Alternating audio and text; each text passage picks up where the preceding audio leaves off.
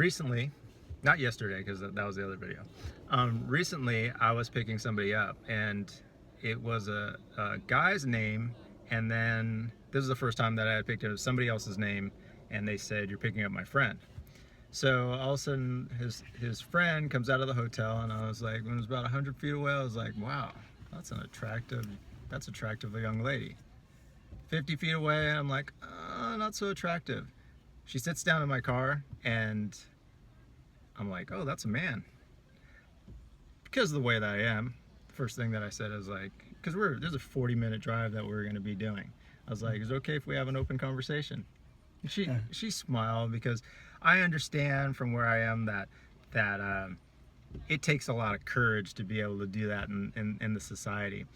And as we're engaging, going back and forth, it turns out that she's a transvestite prostitute, and she's going to meet a John, and she does all of her marketing for herself. And it was a great, interesting opportunity because I knew, I was like, when am I going to have a chance to sit with a transvestite and talk to them for 40 minutes? I just knew that was one-time chance, and I was going to get the best of it. But how I connected with that, because I am spiritually, as a straight man, I'm spiritually coming out of the closet, and she was coming out of the closet in a different way, so I was able to connect. But also, she found the freedom to be able to do the prostitution, which you can look at that any way that you want, and be able to market herself and have her life. And that's the way that Uber and Lyft was there for me. It's not who I am, but it was a way that it could feed other things that I was doing and give me a little more cash flow to do it. So that was the lesson that I was able to see with somebody that was different than me.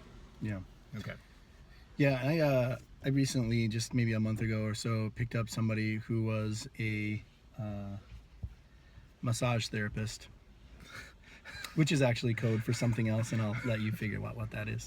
But I picked her up about 1 o'clock in the morning in a nice place in La Jolla, coming down the driveway. Every massage therapist doesn't do what he's talking about. Exactly. Yes. But in this particular case, you can use your wisdom to figure out what I'm talking about. Yes. Anyways, our common sense. she began to tell me, about, her life, and did it have a happy ending? Her life?